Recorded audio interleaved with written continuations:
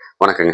ஸ்ரீ கிருஷ்ணா ஜோதி நிலையத்திலிருந்து ஈரோடு ஜோதிடர் முனியாண்டி. நம்ம தினம் ஒரு 11 ஜாதக கணக்குல ஜோதிட விளக்கங்கள பார்த்துட்டு இருக்கோம். இப்ப 11வது ஜாதகம்.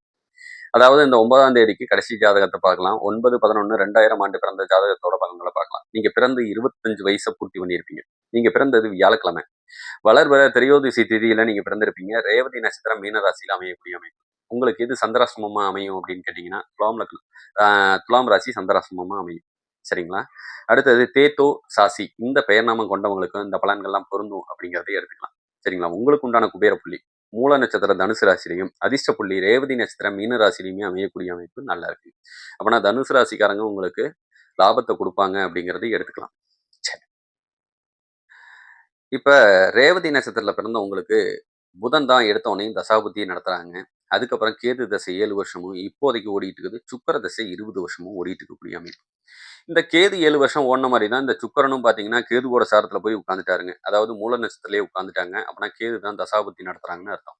அப்படின்னு பார்க்கும்போது ராகு கேது தோஷம் யாருக்கெல்லாம் இருக்குதோ அவங்கெல்லாம் பாதிக்கப்படுறாங்க அப்படிங்கிறத கூட எடுத்துக்கலாம். சரிங்களா?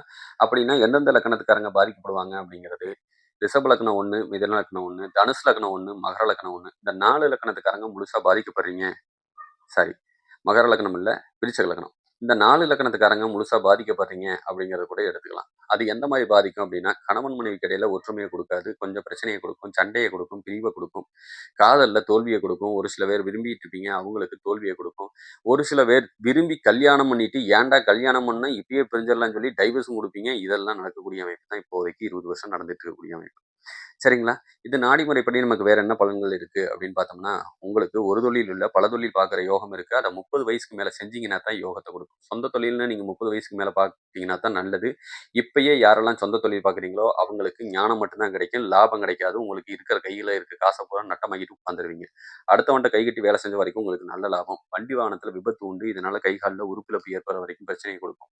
சரியான கோவக்காரன், ரோசக்காரன், சண்டைக்காரன், அரசு சம்பந்தப்பட்ட வேலைக்கு முயற்சி பண்ணீங்கன்னா, ஆணுக்கு, பெண்ணுக்கு 2 பேத்துக்குமே நல்ல பலன குடுக்கக்கூடிய அமைப்பு நல்லா இருக்கு. சரிங்களா? நல்ல புத்திசாலித்தனத்துக்கு சொந்தக்காரர் தான். தந்தையால பிரயோஜனம் இல்ல, இல்லன்னா தந்தை இல்ல, இல்லன்னா தந்தைய விட்டு தள்ளி போயிருந்தீங்கன்னா, தந்தை நல்லா இருப்பாரு. சந்திரன் அம்மா பாதிக்கப்படுறாங்க. அப்பன்னா உங்க உணவு குழல் சம்பந்தப்பட்ட பிரச்சனைய குடுக்கலாம். சில பேத்துக்கு ஒட்டுக்குழல் சம்பந்தப்பட்ட பிரச்சனை குடுக்கலாம். செரிமான கோளாறு பிரச்சனைய குடுக்கலாம். இதெல்லாம் தான். மனைவி அழகுக்கு சொந்தக்காரி தான் மனைவியா கிடைப்பாங்க. நிலையில்லா மனசுக்கு சொந்தக்காரி, கொஞ்சம் உடல்நல பாதிக்கக்கூடிய மனைவி கிடைப்பாங்க. இதே ஒரு பெண் பிள்ளைகள் ஜாதகமா இருந்ததுன்னா, நீங்க தான் அழகுக்கு சொந்தக்காரங்க அப்படிங்கிறதையும் எடுத்துக்கலாம். ரொம்ப ரொம்ப நல்லவங்க அப்படிங்கிறதையும் எடுத்துக்கலாம். சரிங்களா? கண்ணுல இடதுகண் பார்வை குறைபாட்டு பிரச்சனையும், கர்ப்பப்பை சம்பந்தப்பட்ட பிரச்சனையும் உங்களுக்கு வரும். மாமனார், மாமியாரோட சேர்ந்து வாழக்கூடிய யோகம் சுத்தமா இல்ல. உங்களுக்கு கிடைக்கக்கூடிய கணவன் ரொம்ப ரொம்ப நல்லவன் அப்படிங்கிறதையும் எடுத்துக்கலாம். சரிங்களா?